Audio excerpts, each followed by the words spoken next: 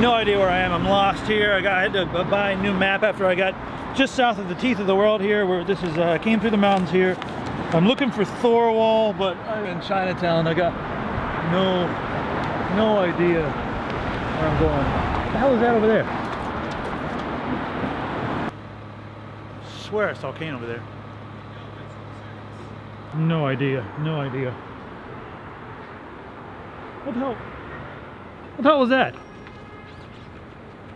Nobody here. Nobody here. What the hell was that?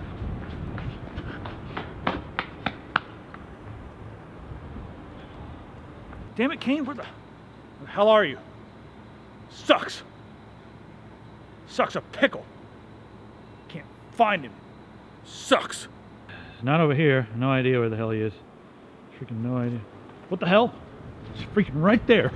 It's freaking right here.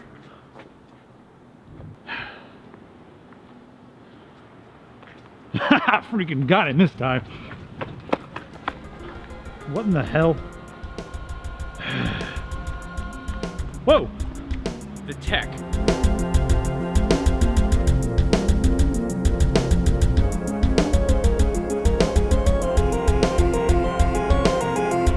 I think it's fascinating that you get lost coming into, you know, finding your place, and you get lost trying to leave it too. It's just... Well, I didn't get lost until I got here. But concrete jungle. Exactly, concrete jungle. Yeah, the concrete jungle is it's very difficult to navigate. You guys want to start off with a weird topic, or no? Let's start off talking about our videos this week. We had a few builds go up. What do we have coming up next week? We've got another build with the NZXT stuff that we didn't finish yet, right? Yes, we have an overview of the NZXT Phantom 530, and we have a build with the Phantom 540 that's a dual closed-loop radiator system. So that's going to be pretty awesome. We've got the Kalugo right now. You know, I might actually throw a Xeon in there because some people jumped in the comments and they showed me the Xeon. I forget which model it is. It's the 1230 V3 probably. V3, yes. Yeah, the 1230 V3. It's basically an i7 with no onboard video. Now, I generally ignore the Xeon parts because they're not quite as good at gaming, even though they're a lot better at productivity. But I looked up some gaming benchmarks. One of our members on the forum linked me to a German website that actually has some gaming benchmarks. And it's as fast as the i7, and it's actually faster in like Metro Last Light and some of these CPU intensive games. So I might go grab the Xeon. We might grab one for you as well. We've got to drive past Micro Center, and I noticed the prices are about $80 cheaper at Micro Center. That would be awesome. No, I mean, the only thing, one of the things that the Xeon has is that it's also got the VTD extension, so you can do all the virtualization pass-throughs and all that kind of jazz. Now, does that have the overclock ability on that as well? You can, not really. The multiplier is locked, but I mean, you can bring up the strap, like raise the front side bus a little bit or whatever, but that's about all you can do, you know? Right, so it's not like the Ks where you can actually... You can do a little bit, but not much. The worst thing is that with the Z87 chipset, you don't get the ECC. That's fine. Well, I mean, for what we're using it for, it'd probably be better. I mean, ECC is going to be way more expensive and slightly slower. Well, I mean, yeah, if you go with the ECC, right, you're going to get a whole new set of motherboard. I mean, you're going through a completely different... You're building a server at that point. You're not building a desktop. This is it's a desktop with a workstation CPU, which is pretty snazzy. So, I mean, I know. When he mentioned it to me, I'm like, that's got my attention because without the graphics on board, I mean, I don't really need it anyway. All right, I don't want to feed the trolls too much, but I've almost lost hope for humanity after reading the comments on this video, and most of it's because Pistol was in the thumbnail, and it's like everyone's like, "Oh my God, a girl!" and they go crazy. No, it was, like, some people were like, "Yeah," some people were going crazy because there's a girl in the thumbnail, and then other people were like, "Oh my God, the thumbnail's it's not really a part of the video." I'm like, half of our thumbnails aren't really from the video, but they're still relevant and related to what the video's about. Well, here's the deal. She does all the work behind the scenes. We were getting ready to leave. She's carrying a thing, and we're like, let's do this. Take a picture outside. She's got the thing in her hand. We're putting it in the car because we're traveling for Christmas. It was fun. We're not like someone's like, accusing us of, oh, you guys are just trying to pander and get more hits. Dude, she does as much work as anybody, and I'm really tired of everyone saying that she's like a groupie or she just hangs out. Who do you think's holding the camera, you idiots? Like, seriously, I'm sorry. Not only that, but like the hand model. I love the comments where it's like, Logan, who does your manicure? So, it's just like, I mean, she's going to be using this computer as much as I am, and she's actually going to be in some of the videos with this computer that we have coming up, some of the benchmark videos. She's going to be in some of those videos. But this one, it was mostly like just, hey, grab the camera, let's do this, let's get the hell out of here. We've got to go do like holiday stuff, And I'm like, how I am. I'm such a Grinch about this stuff. I'm trying to work, and they're like, get away from the computer. There's people in here, and they've got food and drink. Get away from the damn computer. I'm like, but okay, fine. So yeah, I'm such a Grinch, but everyone on the internet, grow up. That's all I have to say about that. It's just ridiculous. Like, just shut up. Yeah, I think I'm just going to stop commenting or paying attention to any YouTube. I mean, we've mentioned this several times, and we keep going back because I think we keep having this lingering hope. It's all YouTube. I went to our website, and it's largely classy. There were a few people that were like saying things like, awesome thumbnail, Pistol, you look great in the thumbnail. And that's like, you guys need to understand that that's cool. That's the same as you guys saying like, hey, epic beard, man, that's cool. What's weird is the people that are like, swing, I want to lick that. Like, what the hell? Like, can you imagine if that was you, like as a guy on there, and all the guys doing that to you, like, yeah, man, I want to cuddle with you. Like, that'd be creepy, wouldn't it? Don't you think? A little bit? I wanted to iterate exactly how creepy that would be by actually saying something like that, but I don't really want to. I don't want to. It's funny you mentioned that because I've actually seen that in the comments, and it's just like, it's like blah blah blah. I love you, no homo, and then in parentheses, full homo. Oh, yeah. Okay. Sometimes you can tell when they're just having fun, but yeah, it's like. Even then, it's like. I think it detracts from my conversation. If I'm having a serious conversation like this, and I'm just like, dude, man, I really like your beard. I mean, I'll derail this entire video. It can be funny and goofy, and I mean, there's like a lot of times when you be at LAN parties, and like a guy will come up and just be like, man, I want to curl up in that beard, and you'll joke around and have a beard, whatever. If you wouldn't say it to someone in real life, you probably shouldn't be saying it to them on the internet. Sure. And if you expect to get punched in real life, expect to get slammed on the internet. I mean, it's... Anyway, that's enough of that. We've covered that enough. You want to talk about Alan Turing? Oh, Alan Turing. So Alan Turing's in the news. The Queen has pardoned him. He's one of the guys that worked on the Enigma cracking project for World War II. Really early, famous person in computer science.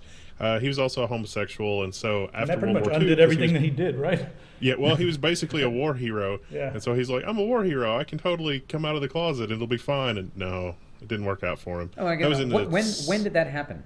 The 1940s, I think. Yeah, so late 1940s, early 1950s. Yeah, if that happened today, it wouldn't be that big of a deal. But again, back in the, I want to depends iterate on what part that. Of America it was. Well, that's true too. But I'm saying, back in the 40s, that was a big deal, and the culture at the time was a big deal. And suddenly it was like, oh, we can't put you as the poster child for, we can't put you as on the posters for all these children. Be like, yeah, we want to be like him. Like, nope, can't do that. Yeah. Got to pray away the gay. Well, he's pardoned now. And they pardoned him because at this point this is like funny. Other one will go into this. It's really depressing and sad because they found him guilty of like public lewdness or something, and they chemically castrated him, and then he committed suicide after that. And he probably wouldn't have committed suicide if they hadn't chemically castrated him, but nothing ever mentions that, and it's just sad. It's kind of cool that the Queen was like. I mean, I know in Britain they're like they don't like to bring things up. It's like no. Let's move on. But she was like, no, we're going to pardon him. I think that's pretty cool, the Queen. So she's cool. Yeah, you have my vote. At least today. Oh, wait, did the Catholic Church ever get around to pardoning Galileo? I can't speak. I'm hoping the new Pope will saint him. To be honest with you, the new Pope's pretty groovy. I mean, he's very like, who am I to judge? That's kind of cool. I dig that. For a anyway, change. Right. All right. This is a quick follow-up. So, SoftBank, they're the owners of Sprint, and apparently, according to some news reports floating around Reuters and some other people have leaked these things, they're saying that SoftBank is in the final stages of actually acquiring T-Mobile. So this may be farther along than we thought. They're talking to, what is it, the Deutsche something? It's Deutsche. Deutsche.com. And yeah, so I was worried about this. Wendell, you were less worried about this than I was. But it is interesting that those are the two companies that have a lot of plans with no data caps. So if they continue the trend of no data caps and they continue to grow, it could be really bad for Verizon and AT&T that have all their data caps. It could mean the end of data caps because everyone's going to want to move over. And if they adopt T-Mobile's like get rid of the contract mentality, laid back and groovy, lower price plans, and also their new initiative where they're allowing you to pay off your mobile device, or was that Verizon that's doing that? No, AT&T just started doing that. T-Mobile did that last year. Yeah, they're allowing you to pay off your mobile device, and then your bill goes down. Yeah. Verizon has a thing where you can subsidize your phone differently and basically get a new phone after a year to 18 months instead of the 2-year thing, but it works a little differently than the AT&T thing. So I don't know. What do you think is going to happen, Wendell, if this goes through and these two companies become one? I think that in the short term, it's going to be chaotic and weird, but in the long term, the combined infrastructure is probably good because, Sprint is basically in a difficult position right now since they just switched away from WiMAX, and T-Mobile's in a good position right now because they're rolling out more of their own towers nationwide. I mean, they've just in the last year, they've deployed 150, 200 new towers in 60 or 70 markets, something like that. I don't remember the exact numbers, but with that infrastructure, Sprint stands to gain a whole bunch. I think that it might hurt T-Mobile, T-Mobile customers that are used to T-Mobile stuff. It might not be as nice as it has been, but there's going to be more coverage, although the coverage isn't as high quality for the it'll really take a generation or two of new phones to really have the merger be like an actual merger. Otherwise, it's just going to be one company with two different sets of towers. You got any thoughts on this? I think that this is going to end up in the same position that the AT&T T-Mobile merger. Think it's going to be that bad? I think because that had nothing to do with the actual purchase agreement. Yeah. That had everything to do with the fact that we have 4 major wireless telecom companies in the U.S., and they were not about to let AT&T swallow up T-Mobile. I don't think they're going to let Sprint swallow up T-Mobile. But on that same note, as you were talking about having two sets of towers, is that the T-Mobile runs on a GSM network and the LTE. Yeah, all the towers that they're rolling out are running LTE. Sprint runs on a CDMA network like Verizon.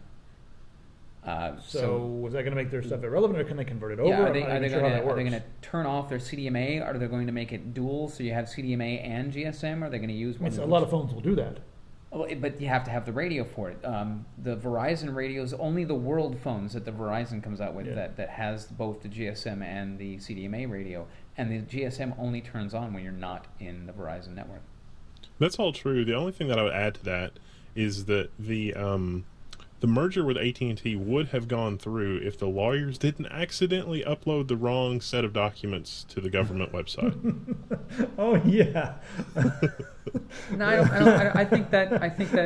Wasn't it like they uploaded a bunch of stuff like, yes, we will take over the world? They're like, oh no, don't upload that. It's too late. They accidentally made a whole bunch of things public that they didn't mean to. Because before those documents, it was like, well, we don't know if we should, but we're probably going to let you. And then they uploaded the documents, and it was like, oh, we can't let you do this now. Yeah, they're like building concentration camps for non-customers. Like, oh, wait, whoa, hey. Well, I'm just saying, but because that's already happened, it is one of those things where I think that it would change the dynamic of how they're going to think about this merger. I'm just putting it out there. Precursor if I was a judge on that, I would be like, you would have to really convince me to do it as opposed to convince me not to do it. Let's switch over and let's talk about cord cutting. And I cut my cord a long time ago with television. I haven't had a television in 15, 20 years. I don't even know, something ridiculous. I haven't had a television since I was old enough to watch Bugs Bunny, so I'm happy about that. But I've been using, if you want something, you can go online and get it on Netflix or Hulu or something. But one thing that's interesting about this is, everyone's complaining about how many people are cutting the cord. And I think last year it was 0.4% of the households cut off their cable service, right? However, one thing that not a lot of people are talking about, 1% of users, 1% cut the internet entirely. And here's what they're doing. They're not detaching themselves and going and living on a farm. They're using their mobile plans, and they're just using that exclusively. They've got a tablet and they've got a smartphone, and that's all they need. They don't need anything else. They don't play video games online. They consume Netflix on their tablet, sitting on the couch, wherever they want to go, or they just rely on coffee shops and shared Wi-Fi and that sort of thing. 1% doesn't sound big. Now, is that 1% independent of the 0.4 that dumped the TV? That's specific to just internet. Yeah, okay. Some of these people still have television, but they've cut cable off and they still have television. So they cut their internet service. Now, here here in New York, or again on T-Mobile or even Verizon, like with my T-Mobile phone, I've got a what do I have? I have a Galaxy Note 2. Yeah, it's with got the LTE, yeah. with the 4G LTE in the network. city, it's fast as hell. And right here, I will pull I won't. Well, right now I've got a 55 at home, but I mean I will pull a good 10 or 15 meg down by like 2 meg up on my phone. Some places in the West Coast are getting close to 100 on their phone. They just have a little bit of latency, but even then, it's not that bad. Yeah, no, I mean you can pretty much game on it. I mean, you get like a 80 or 90 ping, but still. Yeah, I mean but you will never be able to Netflix. And since you're already paying for the phone, and also I have to mention with the LTE network, and Verizon went through this initially because they had that big issue where they tried to limit people's ability to tether their computers to their phone, right? And that got overturned where the FCC said, "Oh wait, no. The radio band that you guys are using on the LTE network is owned by the people. You guys can't do that. You can't stop them from doing this. Period." And so when T-Mobile switched to the LTE, I like overnight, one moment my phone was like, "I'm sorry, you can't tether it. You don't have that enabled on your plan." The next minute, bam, I've got full wide open capability of tethering my phone. It doesn't even stop me, doesn't ask about it. It just screams. And but if you go somewhere in the middle of nowhere and you're on 3G, it's like difficult again. If I go to just if it dumps off the LTE network, it becomes ridiculously latent heavy. If I hit the 3G network, it's completely unusable, and if I hit the edge network, I can't even check my email. I can't even send a message to you on Google Chat. I think it's so slow. I think that this is going to kind of be a precursor, and I think this is like a first step in this direction. And I bet you in 10 years from now, I don't think a lot of people are going to have internet in their home unless they're gaming, running a business, or doing some serious work from home. Most casual users are going to have a tablet or a laptop that uses Wi-Fi, and especially if they live in a city. We're going to start seeing the services pop up that allow users to share Wi-Fi connections all over the city. There's going to be public Wi-Fi access, and there's going to be really fast connections on tablets and phones. I really think that we're going to see a lot of people cutting internet. You also have they call it the Mifi. It's the device that's basically a wireless access point / cellular link up. I mean, it's not a cell phone. It is just a data plan attached to a little device that you set it down and it runs and it gives you Wi-Fi access in your home. When I was in Australia, one of the people I was staying with, they had that as their network connection, as their internet connection. Now, granted, they had like a crazy data cap because it was Australia, but and this was in Sydney, and it was actually really fast for the very 10 minutes until you use your data. But I mean, I was like, well, you run, you don't watch YouTube at 1080p. You watch YouTube at lower bit rate, lower quality, but still. Hey, all you 480p people in Australia. We're sorry that you guys have such bad. I mourn for the internet in Australia. I think it makes my beard look better because all the scragglies get just smoothed out. Go ahead, Wendell. That's really. I think that sort of underscores the problem. Is like it would be awesome if there was a nationwide distributed wireless data network, but here in America, not only is it crappy, it's super expensive compared to the rest of the world. I mean, for a first world country, we're paying more than 40 or 50 other countries in the top 100 in terms of internet access for the speeds and bandwidth that we have, and the data caps that are on a wired connection are orders of magnitude larger than the data caps on a cellular 4G, LTE, whatever you want to call it, network. And so Netflix and anything that's even YouTube sort of goes away when your when your bandwidth is that restricted. You're just not going to watch videos on YouTube for entertainment, or when you do, you're going to be watching it at 240p or 480, and it's just not going to be as good of an experience unless you're really hardcore. One of the other things I noticed about specifically with like I have Time Warner, unfortunately.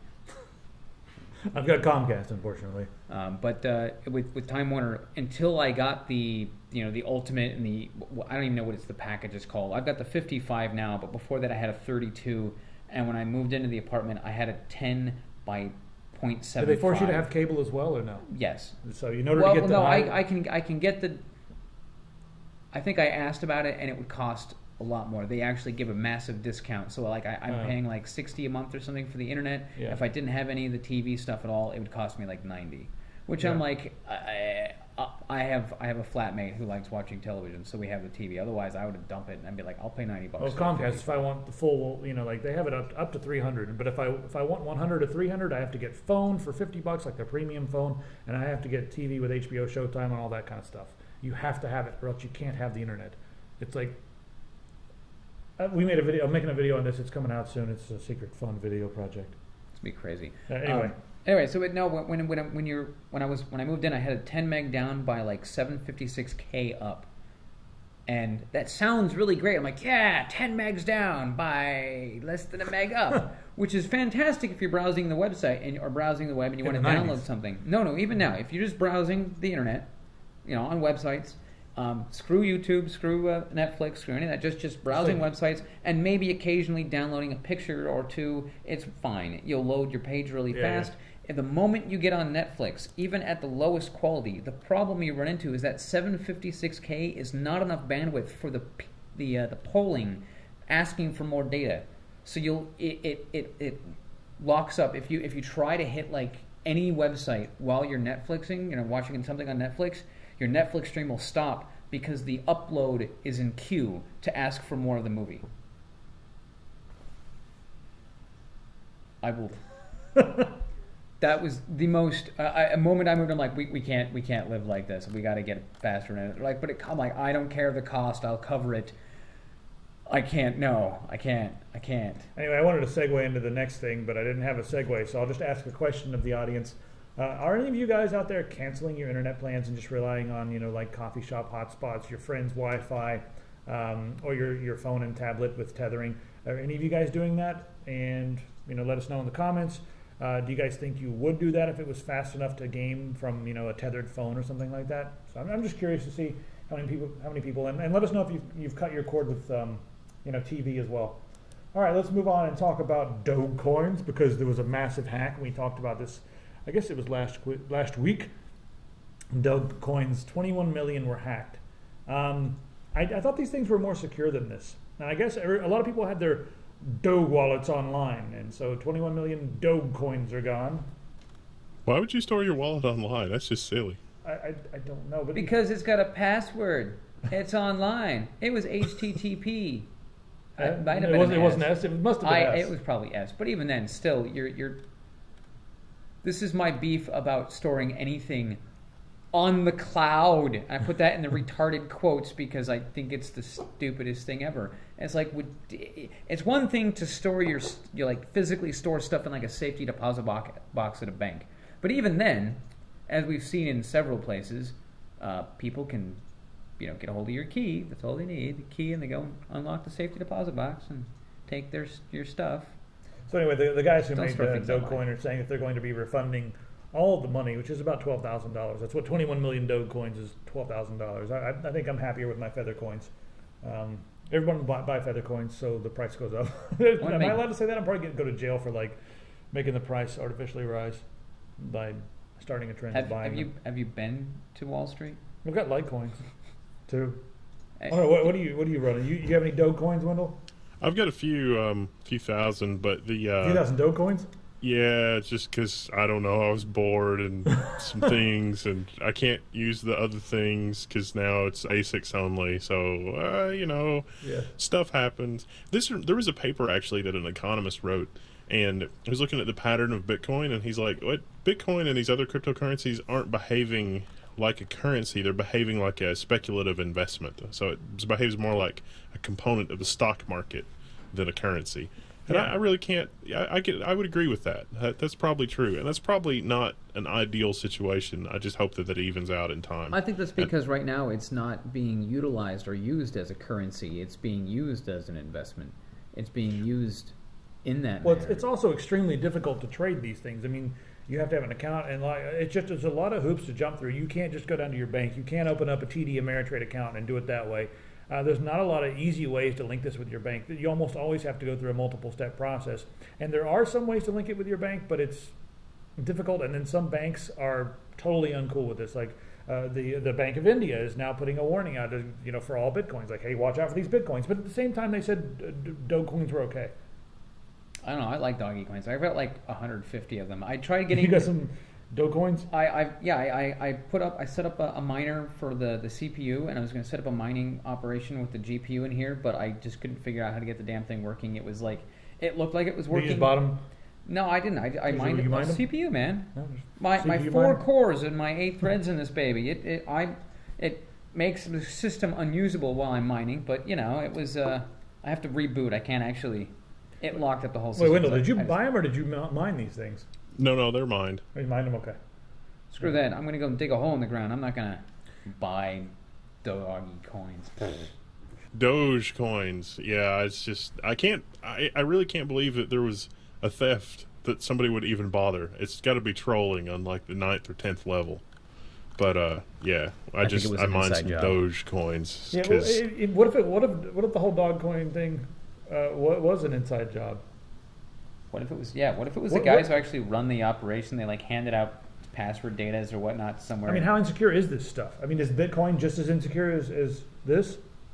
I kind of wonder if all of the cryptocurrencies have been created to create some sort of vast database that will actually be used to somehow undermine some other kind of encryption. How cool is that? That's like Satoshi Nakamoto is like, we need to build some sort of hardware that's capable of hashing SHA-1 hashes or whatever really insanely fast, and so now it doesn't work as good for passwords. What if all this mining is really some sort of a data mining effort to crack passwords? What if it's trying to create the singularity? And a lot of money along the way. I'm just going to go there. Skynet has us chasing our own tails. It's just laughing at us at this point. Skynet, man. There's a meme. All right. So Amazon, they've got some robots working in their factories, and I'm not going to, go on to this for a while. I think Newegg has some robots working in their factories as well. There's a documentary about people in London and how dissatisfied they are while working at Amazon. And I'm going to say this, and everyone's going to be angry, but I watched the documentary, and it's pretty rough working conditions, too many hours, and probably some things that are like medically wrong, like being on your feet for 12 hours. But it looks to me like a lot of, like well-fed, English people complaining that they're having to do the same kind of work as people in like India and China, and they're like just sobbing about, I was on my feet for 10 hours. Like, okay, you got paid. Never mind. Anyway, I think it's interesting now that they have robots, so we'll see how that goes. That's old tech. I say that's old tech because Amazon's finally moving into this market. You said like Newegg, you think it's got some robots going on? I'm pretty sure they got a few factories. They got some warehouses that have robots collecting the boxes, and if you've been to B&H. B&H is a giant conveyor robot. belts and everything. That thing right there is amazing. You walk up to the counter and you say, "I'd like to look at this product." They're like, "Okay." They punch it in the computer. They're like, and the product like goes through a conveyor belt and drops down. And next thing you know, this little like crate just comes along, and they pull it up and like, "Is this it?" And I'm like, "Yes, it is." And they're like, "Cool." They take it back. They ring it up right there. They hand me a pickup and pay receipt. Stick it back on the conveyor belt. It'll be at the front for you. They're probably cutting down on I'd say about 50% of the workforce by doing things like that. Yeah, I mean, you go to Adorama, and Adorama is like like direct competition for B&H, and they've got a much smaller footprint in their store, and they've got like this box in the corner, and what they do is they punch in the thing and say, "I want this item." And then there's actually a person, some guy in the basement like throws it through a hole. He just tosses it up through a hole into this little box. So they open the box, and there it is. I was going to say that back in this is going back a ways, but I'm going to get yelled at for this one too. But the Amway Corporation, before they changed over to like I think they call it Quickstar now or whatever it is, their warehouse that they have in whatever southern state, it's like in Texas or something. You can correct me. I don't know where it is. Anyway. It has been fully automated since almost day one.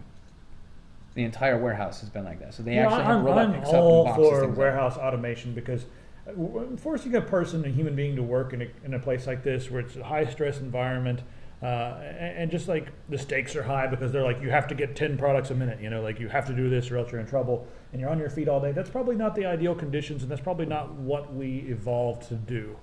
So having a robot do that and allowing the people to do something else is probably a good idea. So I'm all for Amazon having robots and drones and all kinds of things. Absolutely. I love or hate Amazon. I'm all for them going to robots. And this brings up another point of you saying that humans aren't really designed for this kind of work. And I'm like, well, if you go back far enough in history, this is the kind of work that we did all the time. And then you fast forward a little bit. We used to walk everywhere. Now we drive cars. Well, we I ride mean, public but transportation. it wasn't as high stress. I mean, I guess there was some stress if you're like getting chased by a lion or something, but like Well, it was like, a different walk of life back ridiculous then. there's a ridiculous amount of pressure. You didn't have a boss like sitting over there being like, oh, you only got three items in the last 30 minutes. What's up Look, with that? they moved huge chunks of stone. Okay, and so built the Stonehenge. okay, fine. And who knows? The people Anyway, that my are point just complaining too much these days. is that we're going to get to. No, you're right. They're complaining. But anyway, my point is that we're moving to a point where we're going to displace a bunch more jobs. So what are those people going to do? And I'm all for this job displacement, not because it's a job displacement, because it's going to generate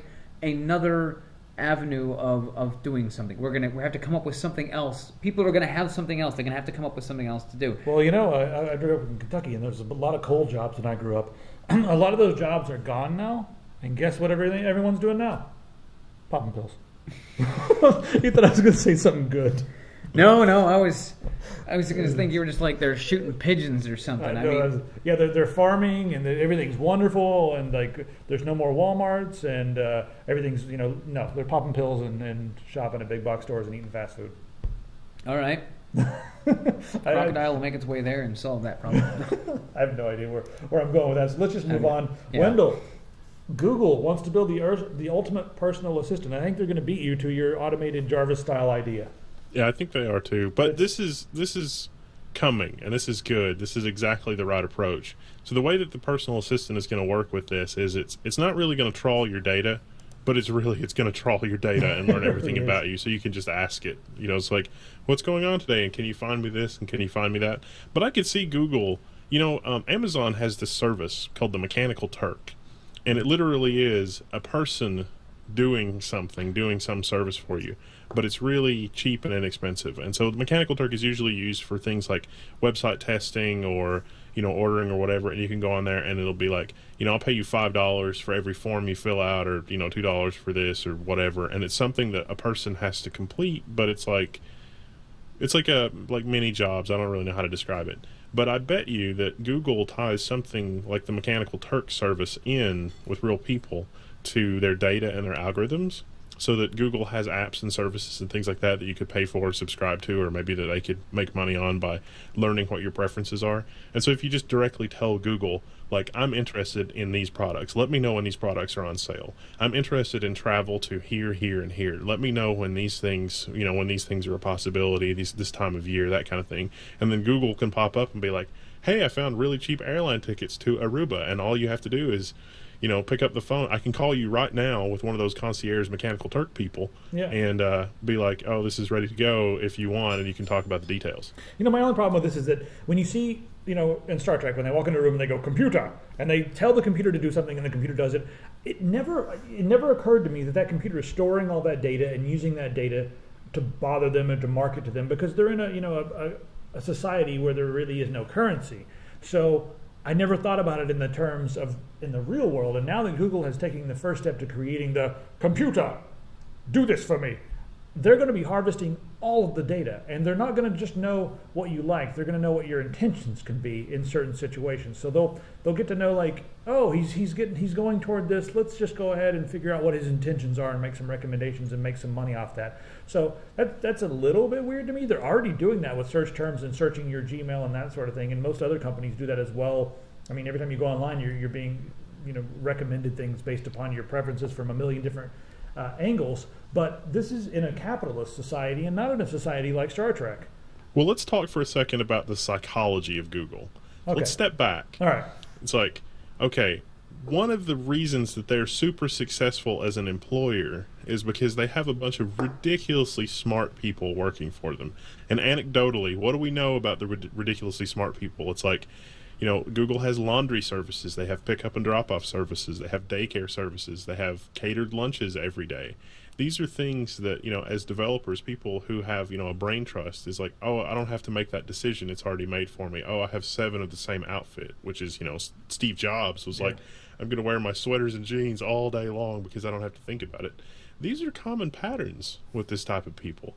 And so Google It's like, what if you could, it's like, these are the things that I want to experience. I want to experience good food, and I want to experience these good things, and I want to experience those good things. Google can make those experiences happen through data. I don't know. I never trust anybody with my data to not do something bad with it. But Google, so far, has a good track record of not being too evil. Somewhat evil here and there. There's something that every once in a while there's something they do. I'm like, damn, Google, that's pretty evil. But the funny thing is like Larry Page or somebody will come out and they'll be like, yeah, we did that. It's evil. It's totally legal. So just letting you know, this is a capitalist society, and that's why we did it. And go ahead and try to find a fault in it legally. I do like his honesty about that. I mean, he's pretty blunt about it. He's like, oh, hell yeah, we took advantage of this. I'm like, oh, damn, okay. While you have other companies being like, oh, well, I didn't. They're just like hemming and hawing and like going back and forth. Google's like, yeah, hell yeah, it's totally legal to evade taxes. There's a bunch of loopholes. We used them, so screw us, right? Well, I mean, think about just day-to-day things like restaurants and stuff like that. It's like, I like to eat out every Thursday or whatever. And Google's like, hey, you like to eat out every Thursday. There's 2 new restaurants that are open within, walking distance of your apartment. Would you like to check them out? They're food that you've been to before. And it's like, that sounds interesting. I'll look at that. I could find that very useful. I mean, I listen to all this, and I'm like, this all sounds really grand and really great. And I'm really excited about this kind of stuff. And I'm like, this is really cool. I also have that moment where I'm like, everything that we're doing here and everything that Google's doing definitely leads to that nice Star Trek utopian society. But it also is the precursor to something like, Skynet. Do it. Give them a meme. Come over here in the middle and give them a good meme. This is one of those things where it gives you, it leads us directly into, something like Skynet.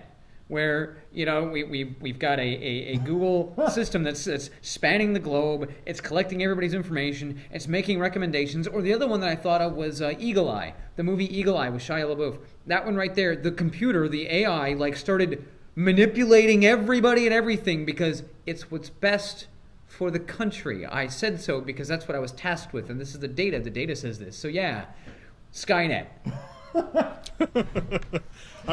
Something else was going through my head, which was, it's like you get into and this is maybe a good segue into the David Cameron stuff that's happening in the UK. Well, we got the drone thing first. We want to go to David Cameron first? We'll do that.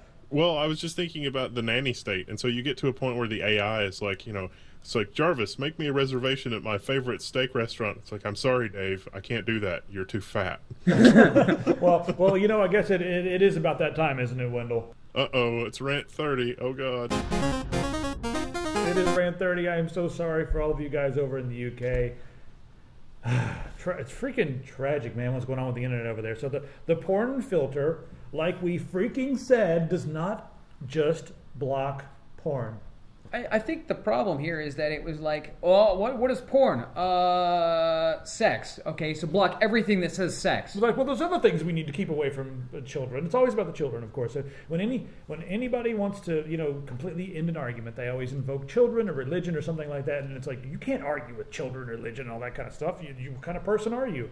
So they've invoked that. Now you have to shut up, and they're doing what's best for the children. But they've also blocked sexual education websites. They've blocked web forums like, discourse on the internet. They've blocked that. I mean, not all. I'm just saying that's a category in there, and there are stipulations as to why they block certain websites. And they've also blocked just anything that they deem esoteric. They can block it based upon it's just too esoteric. Esoteric is such a vague thing. What does esoteric mean to you, Wendell? It's a slippery slope. It's the first step of control. It's about controlling the experience and adding friction. And so small people, they don't matter. We're just going to block those. But hopefully somebody's going to come out with, there's the Chrome extension that bypasses the filter and some other things. And hopefully the internet is resilient enough that it can just sidestep all this nonsense. Because I can tell you, if you're a 13 or 14-year-old teenager, you're not going to have any problems at all. Yeah. Well, they usually are the first to get around everything, it just stops the people who want to go to their job and then go home and go on the internet and they're like, oh, all my websites are gone. You guys can't opt out of this. So a lot of people, their argument is like, man, shut up. We can opt out of it.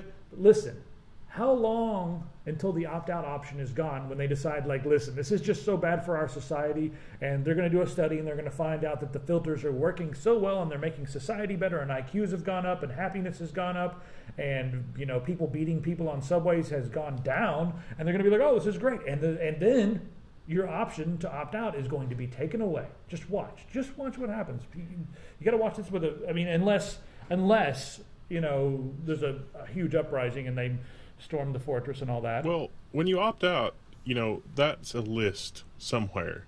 And is the list innocuous? Arguably, yes, the list is innocuous right now.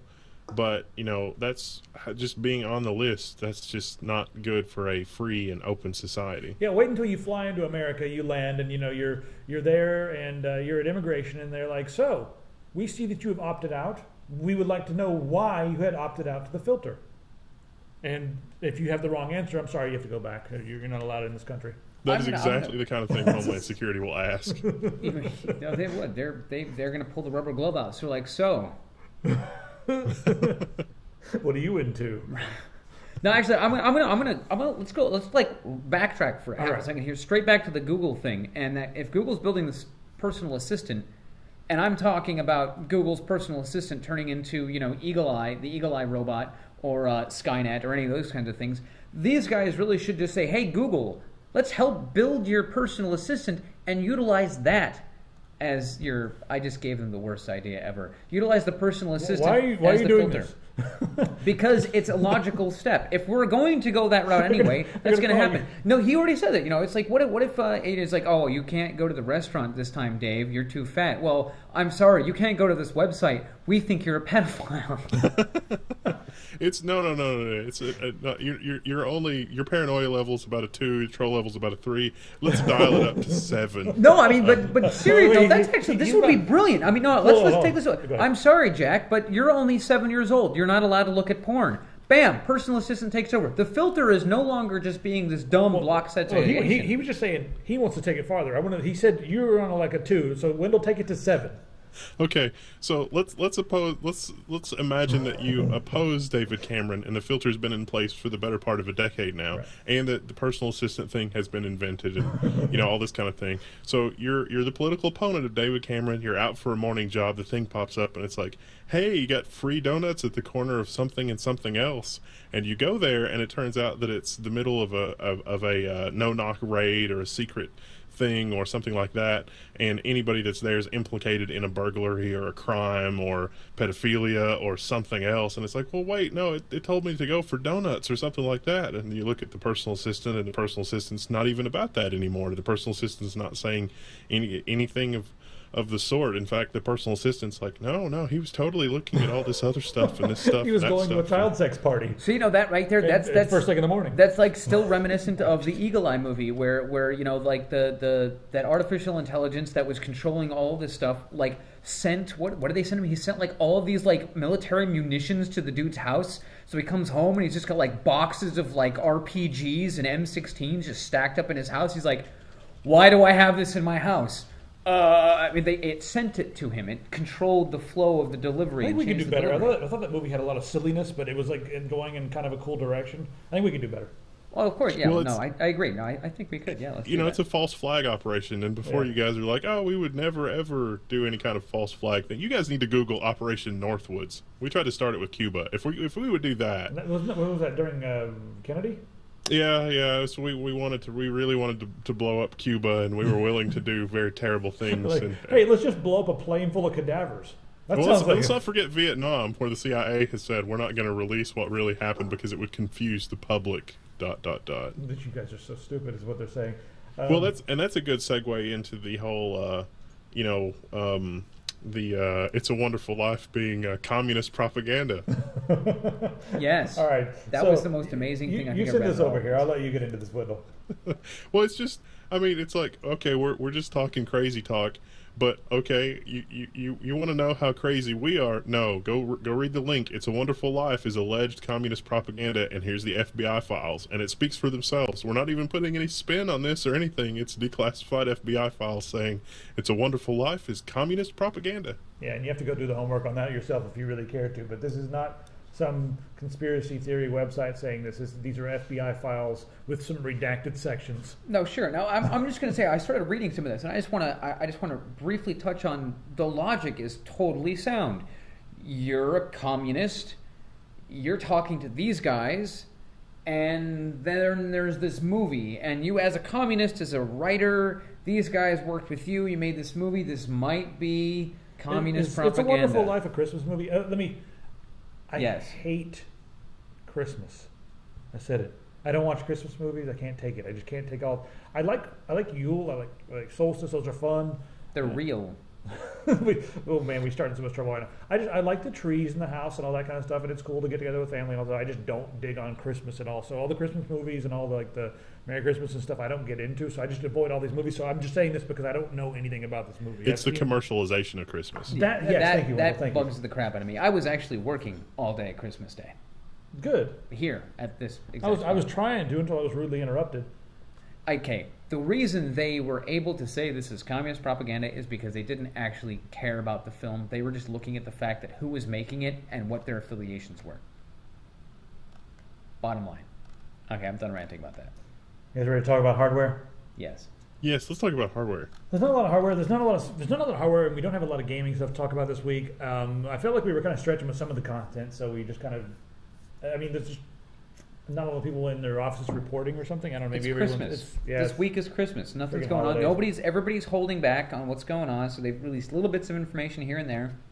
And they're going to wait until January 1st or January 2nd, when we're going to be like, bam! Suddenly we got a lot of information about a lot of stuff. Well, it's beginning of quarter one. So we've got some roadmaps leaked here from. Or not, I guess these aren't leaked. They're just roadmaps. We're going to start seeing some 8 series graphics processors out in February. These are like. Everything here is like all the mobile, like the 880M. The 880M has 8 gigabytes of dedicated video memory. Wow. What would you do with that much memory for video? I would install about 900 more texture packs and stuff for Skyrim, probably. I don't know what else I would do with it. I mean, there are... I can't. It must be something to do with the parallelization. Probably, yeah. And I don't even know what you would do with that much. How many? Does it say how many cores are supposed to be in there? I don't know how many CUDA cores, probably a couple hundred, 300 out of 900,000, 500, I don't know. Because that would make a difference. If you're like doubling up on the CUDA cores, doubling up on your memory would definitely be a big advantage. If you double up on your CUDA cores and you keep the same amount of memory, that's like choking yourself. I'm not seeing it here.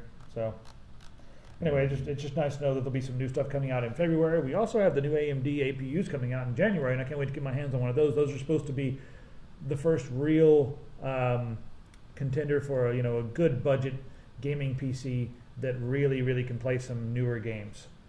So that could be really interesting coming out soon. That'd actually be really cool because that would it allows for those small laptops to get the APUs built into them to actually have some kick to it.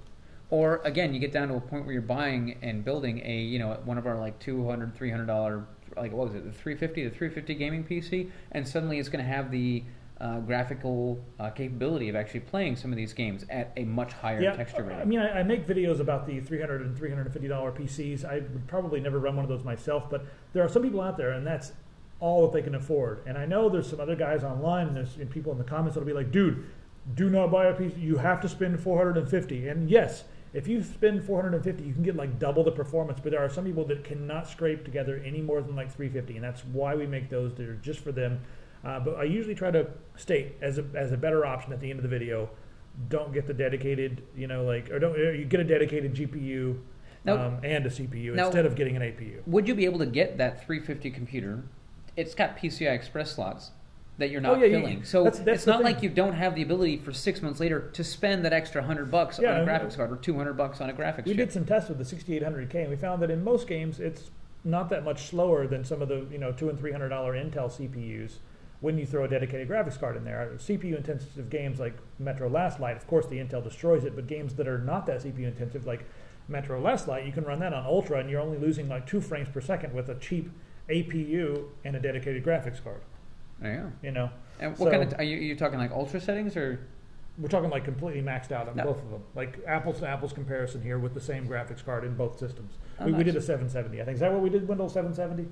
Yeah. Yeah. So 770 is probably more expensive than the entire damn computer It's it's essentially a tricycle with a rocket on the back. Yeah. but it'll get there fast if you don't. Sure. No, but the point is that it is modular. You can upgrade it, and you buy the 350. It gets you your foot in the door. It gets you to where you can play these games. You're like, oh, you can't play it at Ultra. Okay. Well, you know what? Low settings on most games still look better than the current consoles. People are arguing that, and we're looking at put them side by side. I mean, low or medium settings will look as good as a console in most situations, and it'll get better FPS. Now you're talking the PlayStation 3, PlayStation 4. I'm talking PlayStation 4. I'm talking Xbox One. Come and fight me. Come and fight me. Meet me on the corner. All right then. Yeah. I'll videotape that. It won't go well. Bring your friends. They better have a truck. I'll fight the truck. I'll still videotape that. All right. I don't have anything else to talk about as far as hardware goes. I was going to talk about that, but it's just there's a new AMD. The R7 260 looks pretty nice. It's getting some good. Well, no, benchmarks. This goes right into what we're talking about. It's a $109 console killer GPU. This is their words, not even ours. This is what TechGauge. Yeah, but something. If you're going to spend $100, go ahead and spend $130 if you can. No, I know, but that's the same argument as saying, if you're going to spend $350 on the computer, you might as well spend $450. But if you're going this route, if you can only scrounge together this, it's not bad, and it's going to do what you need it to do. And it gets you your foot in the door, and you get to build this computer, and you get to experience what it is to build these things. You're not just buying some box, and some people don't want to build it, in which case go have somebody else who wants to build it for you. Pay him $20. Linus made a video recently, and I thought it was kind of funny to see Linus making a video like this, but he was holding up some cheap graphics cards, similar to this one, but like a step down, I think. I forget what they were, and he was holding them up, and he was just like, this is crap, do not buy it. Because there's a certain point where going up, you hit diminishing returns on your investment, and going down, it just doesn't make sense because you're not getting, even if you spend a certain amount of money, you're not getting a card that can play anything even on medium settings. Yeah, so you might as well spend. This one can play some games on high settings, even Crisis. No, exactly. Yeah, and this one's nice. But in those cases with those really crappy video cards, it's like instead of spending the money on those cards, spend a little bit more money on a better CPU with the APU in it, and you're going to get a better graphics card right there. Yeah, some of that stuff is just. You want to talk about this? No, we've gone too long. It's funny, but no, we've gone too long. I don't want to talk about rap. Do we want to mention that the Dell 4K monitor is out? It's $1,300. Yes. Yeah, the Dell 4K monitor. I want one of those. Can we get a discount on a Dell 4K monitor? Yeah, I can do it on my corporate account. We can probably get them for about $1,000 on the corporate account. Well, you can't. Probably shouldn't tell everybody that, right? Everyone's going to email and be like, "Hey, can you send us one?" Yeah. Like, sure. Yeah, we'll come and do some IT for you and your house. Yeah, we should not mention that. Well, I'd have to bundle it in like the next $100,000 order that we do. It's like, we're going to order $100,000 of computers. You need to give me a deal on monitors, and then they're like, okay. Why don't they just send us like 4 of them? I really like the fact that the 4K monitors from Dell are like a perfect. 1080p is going to look perfect on them because it's 4 pixels. What am I looking at here? It just quadruples the. Just 4 pixels per pixel. It doubles the resolution in each direction. There we go. I couldn't say it. I was like, why won't I can't say it. But yeah, each pixel becomes 4 pixels if you change it to 1080p, so you're not going to get any of the weird jaggies and stretching and all that kind of stuff. So 1080p would look beautiful on that monitor, and 1080p is also a resolution that is very playable with most games. So you can run games at 1080p, and they'll look better at 1080p on a monitor like that stretched to full screen than they will on a 1440p monitor stretched to full screen. We are going to CES, so that's going to be fun. What's that, next week, week after? It's a couple weeks from now. We're going to be at CES, and that's going to be crazy. We'll do an episode of the tech from there. We'll do a few videos from there. We're going to be, we've been invited to like a million parties. I'm not sure how we're going to get any work done if we actually go to these parties, because it's just like we won't even.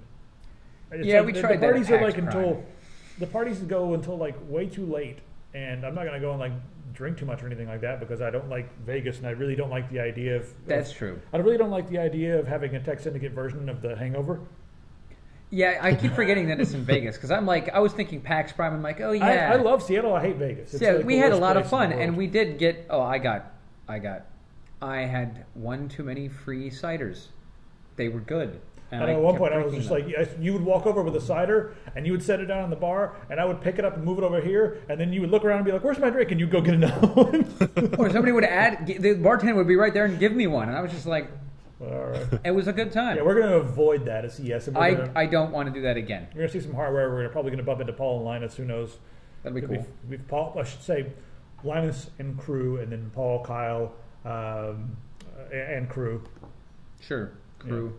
Yeah. I feel bad, but those are the two on the video. No, it's gonna be Linus and crew, and then it's gonna be Paul, Kyle, and the carton.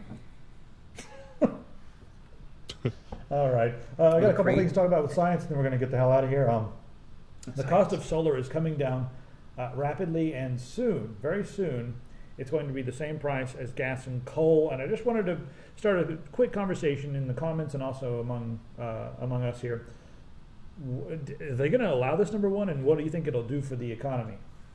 I think it's snuck up on utility companies, because in Hawaii this week, the local utility company there has already said, whoa, now if people are buying solar like crazy, we're not going to let them plug into the grid.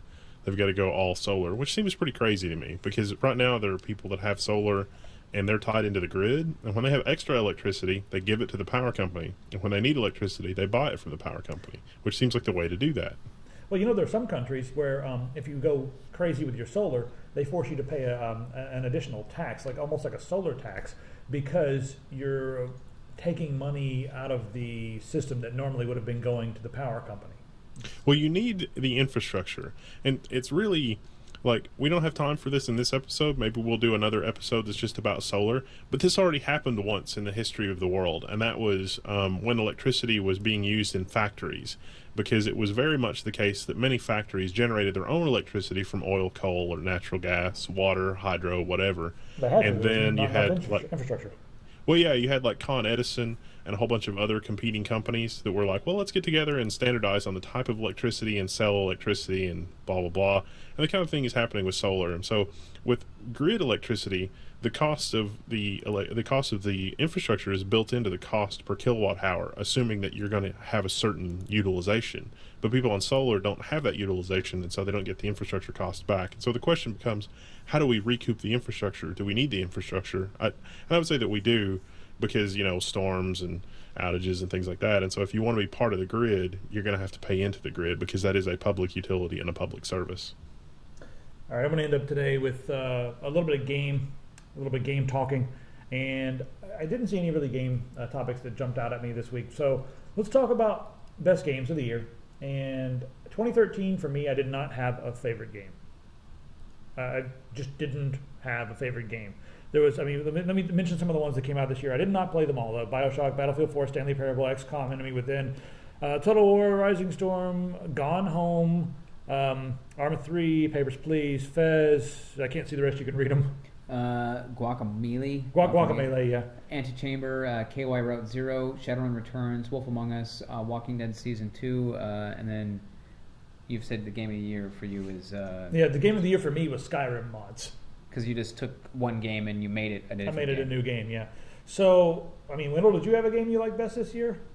Not really. Did you play the Stanley Parable? That one looks interesting. I didn't play a lot of these games. They didn't jump out, and they weren't very interesting to me. Pistol played Gone Home and said it was good. She could really care less about the plot.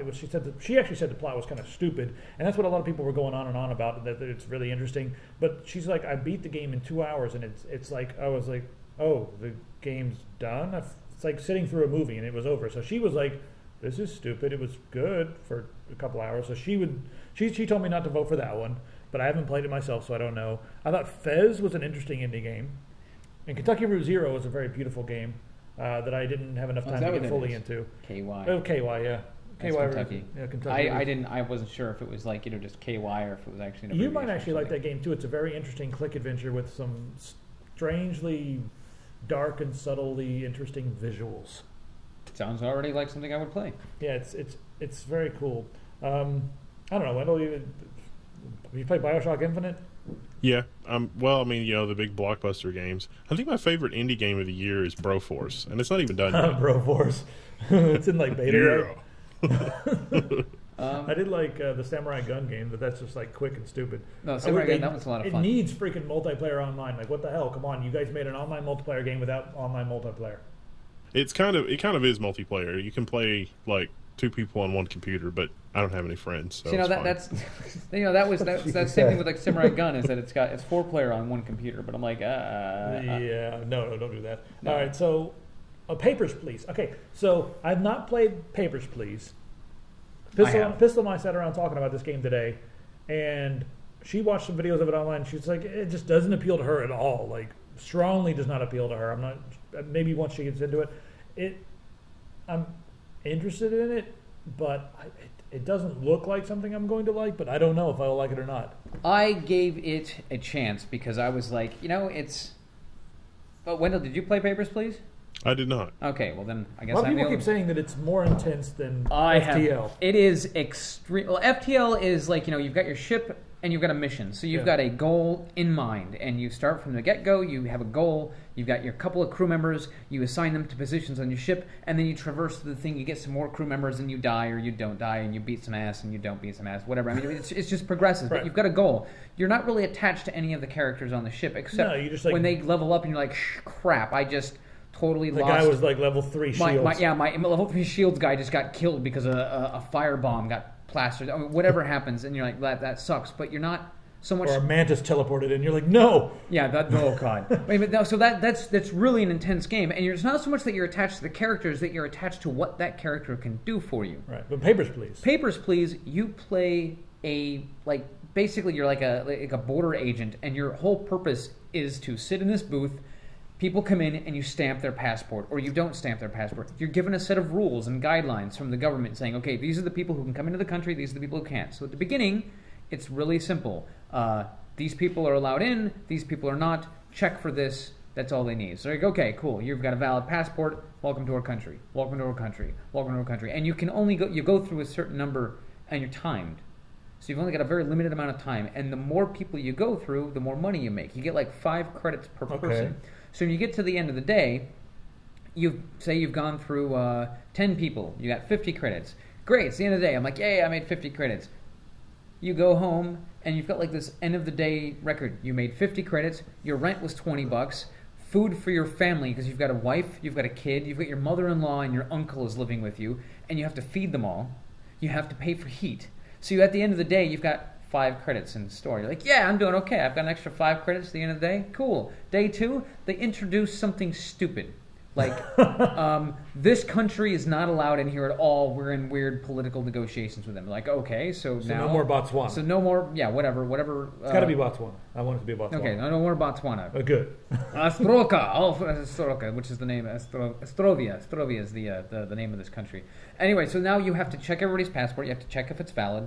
You have to make sure that the passport isn't fake, and you have guidelines. And when you first start playing the game, you have no idea what to look for. You don't know what's valid. You don't know what's not. So you have to pop open your manual, and you read your manual. You're like, okay, this country's authorized cities to provide, authorized for the passports, and it's listed on the passport. The issuing city is, if it's invalid, you get a fine. You get like penalized. You're like, oh, you get a warning. Okay. You get like 3 or 4 warnings, then you start getting fined. Well, hold on a minute. This is only day 2. This is day. What you're saying right now to me sounds like a job from hell, and a situation, a financial situation that would be extremely. They should just call this stress the game. And I don't understand. Why would you want to play something that in real life would be extremely frustrating and stressful and like make you want to kill yourself? These are the experimental new TSA auto admittance. That's exactly what I thought when I first started playing it. And then after, but then you're like, on day 3, you're like, okay, I've got a hang of it. This country, I know what the issuing cities are. I know. And then they screw with you again. I know it. And they give you something else that you're like, okay, so something else is going on. Or day 3, nothing's happening. But then halfway through the day, some terrorist lobs a grenade over the wall, blows crap up, and suddenly you only made $25 that day because you only got 5 people through the game. And you can't feed everybody. And you can't feed everybody. So suddenly you can't heat your house. You pay your rent, but you can't feed anybody. You can't pay your heat. So you go back to work the next day. In which case, something else. The terrorists. So we've implemented something new. Now, not only do these people have to have they have to have a permit. I mean, they keep adding these things. Get in trouble? And the point behind this is to force you into a position where you compromise your principles. The first time I played through this game, I was like, I'm going to be the responsible patriot. I'm going to you are not a valid passport. You're a valid passport. I was very meticulous about all of my things, and then my wife died because she got sick and I couldn't afford medicine. You're like, you know what? Let's let some terrorists in. You guys are good. I need the money. So then you're like, oh crap, what's going on? And then you'll get a guy who he shows up and he's like, hey, here's some business cards. I'm looking for engineers. People who are coming in with a work visa, you get the work visa, it tells you what they are. You give them a business card. Okay. And so you develop this dynamic, but you also have an attachment to your family, which you don't actually see, but they're there. And if you don't do anything, they all die. All right, before you give away any surprises, do you think this is, I mean, I've seen like 5 publications so far, big publications like Ars Technica, give this the game of the year. Do you think that this deserves the game of the year over games like XCOM? I know you haven't played Kentucky Route Zero, Stanley Parable. No, I haven't played a lot of these games on here, but okay, you played XCOM. I know that for sure. I haven't played Enemy Within, but I've played Enemy Unknown. It's the same game. It's just a different plot line. Unknown, but yeah. Well, they're more or less the same thing. And I really like XCOM, but it is a strategy game. It's an over the top, and it's very, very reminiscent of the original XCOM. And the original XCOM was the same relentless, you're going to lose mentality that Papers, Please has. The new XCOM doesn't have that same. It's difficult. You can make it. I know. If you put it on Iron Mode and Insane, you're lucky if you it's can. Like playing the original. Yes, actually, I think it's worse because it doesn't even. The first one, I got to the point where the first XCOM, I can beat the first level, not lose a single guy, and be like, yeah. And then the game's like, oh, you're really good at this. Let's introduce enemies that you can't actually kill yet because you haven't researched anything. You played the first XCOM, right, Wendell? Yes, Did you get to play and actually, the there's an XCOM clone for Android that I play still when I'm bored, and it's a lot of fun. Is that the UFO one? Yeah. Well, the original XCOM was called XCOM UFO Defense, but then there's a UFO something. I've got it on Steam, like and it is almost an exact replica of the original, which it's still relentless and it kicks your ass. Papers, Please is relentless and it kicks your ass. And you're absolutely right. It is like the job from hell. I get stressed just thinking about this because I'm like, oh, you get to a point where you're like, I've got this figured out. They're like, oh, now that you've got that figured out, we're having diplomatic relations with this country. It still sounds like a lot of stress to me. I don't know if I would have fun with that or not. But it's a puzzle game, and it's about paying attention. I think it's more of a brain teaser than anything else, and it definitely makes you more aware of what's going on. And I cannot count the times where I'm like, oh yeah, this one looks really good. I check everything. I stamp the passport. I hand it on through, and you get like this dot matrix printer sound as it like feeds up this penalty. You're like, oh, the issuing city wasn't correct. I'm like, I thought I had it. Or I check everything. Everything is valid, but I forgot to look at the person and the picture to make sure that they're the same. All right, so do you think it may actually be Game of the Year material? I think it would be Game of the Year material. I don't know if I would give it Game of the Year, but then I haven't played a lot of other games to compare it to. But I would definitely say that this game, and I've streamed this several times, and it is relentless. And people watch me, I go into swearing fits. I'm just like, and they're like, holy crap, Kane's losing his mind. Over this game. And then they're like, holy crap, what are you doing? I'm like, well, I have to shoot this guy because now I've got a tranquilizer gun. And then there's the terrorists that keep trying to bribe me and tell me that I have to help overthrow the government. And it's just like, oh. It tries to make you compromise your principles. And if you don't, you go to jail. If you do, you go to jail. I haven't found a good ending yet. There are 32 different endings, and I haven't found all of them. I found like 4, and all of them are like not good. All right, let's go back and edit this thing. This is going to be a crazy, decently long episode, and that's exactly what I'm going to do. Go back and we're in New York. We should go out and goof off, but I'm going to go back and edit this thing because that's what we do. 2014 is going to be a crazy year. If you guys value the content, please consider joining the tech support team. It's going to make a huge difference. And we're not just going to take that money and go eat like steak dinners with it. We're going to use it to improve our, well, maybe like Rabbit. I love Rabbit. But we're going to use that money to improve the videos, number one. I've got some projects that are kind of secret that we can't really talk about, but they're like an actual real documentary is something that we are talking about. But that'll come after we hire someone. We've got someone come. We actually have someone coming to the office we're going to try him out as an editor in about a week. Oh, very cool. Yeah. Finally, we've got an editor coming over we're going to test him out, and that could make my life a million times better, and also make the productivity at the the Forest Secret Studio a lot higher. So TechSyndicate.com/tech support. Yep, go to tech support, check that out. Also, we've got all kinds of new products in, so check those out on epicpants.com. The album artwork for Zweihander is up. It's amazing. It's So, great. Thanks to ctbonnell.com for that. And that link's in the description as well. And everything else I need to... I saved all the sales for the end of the video. So like, hey guys, look at all this cool stuff you can do. So anything else I could add on to this? Game deals, Tech Syndicate / game deals. Go check those out if you want some cool games. But there's Steam sale and all that stuff going on. Yeah. Now, that's it. yeah. Okay. So I'm just thinking of the things that we're doing next year. And we're going to CES at the beginning of January. We're going to Taipei. We may end up going to Gamescom in Germany or something like that, Yeah. or maybe CeBIT. I'm not sure. We've got a lot of crazy ideas, but there are some huge stunts that I might be pulling. I'm still going to try to. We're still going to try to climb the mountain. That will be do awesome. a LAN I'm party all on for that. top. I'm all for that. Let's do it. I've got to get some people behind that. But if people don't get behind that, and we get like 200 or 300 people on our tech support team, I'll do it anyway. Absolutely. Just because that's what that money should go into. It should go into like us climbing a mountain with some of our community members in Switzerland or somewhere in Germany or something like that, and having the highest altitude LAN party. Ooh. I mean, we should be the people to do that because we're ridiculous. Yeah. I'm thinking, like, we also will be at PAX this year. Yeah, 2014 is going to be a pretty big year. Yeah, we've actually really got this kind of lined out. I may return to PAX Australia. I haven't decided yet. With an editor. With an editor, yeah.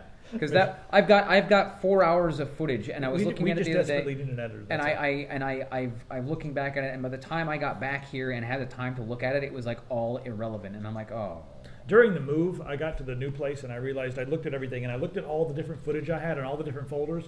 There were 40 videos. Actually, I think it was like 42 videos that were in some form of being complete, like 80% complete, Wow. 90% complete. And the only thing that we really needed to make those videos all happen was an editor. I sat down and edited about 20 of them, but a lot of those videos are gone and they're no longer relevant. Because it was had to time have an constraints. edit. It was like desperately needed an this video card is going to come out. Well, now it's out and everybody's talking about it. It's like it's kind of let's just like, oh man, I shot a video on that. I just was editing 5 other things. Yeah, and that was me with PAX Australia last year. I had all this crazy stuff. I think the only video I got done was like a goofy video because I just did it while I was half asleep, and I'm like, this isn't going to matter, so it doesn't really matter what it looks like. And I put it together, and it looks fantastic. It's hilarious, but that was the only one I got done. I've got all this other footage, and it's all there. I need to line it up, lay it out, and then score it. Yeah. And well, I don't want to be arrogant or conceited or anything like that, but if Anderson Cooper had to shoot and edit his own footage, there would be like no news. No, absolutely. And that's my big thing. It's like I was gonna make a how to cook video yesterday. I had this really great idea. I was just gonna make like a ham, egg, and cheese sandwich with some spicy stuff, and I was gonna cook it in a special way. I set the camera up. I got halfway through it. I'm like, this is too difficult. Not even it was too difficult. It was like I would never actually feel comfortable putting this online because I look at the rest of the videos that we make when we make these cooking videos, and I look at this and I'm like, no, I can't. It's not. It doesn't meet my level of standards. It doesn't meet my quality, and I'm like, I can't. I need somebody holding the camera. So if anybody in New York wants to follow me around with my camera and record me doing some crazy crap, email me. Kane@techsyndicate.com. All right. So we're going to end with that. Wendell, do you have any closing salutations? I'll let you do the closing salutations. Let's see. We've got one more episode coming up before CES, so we'll talk about that a little bit more next time. So we'll see you next week.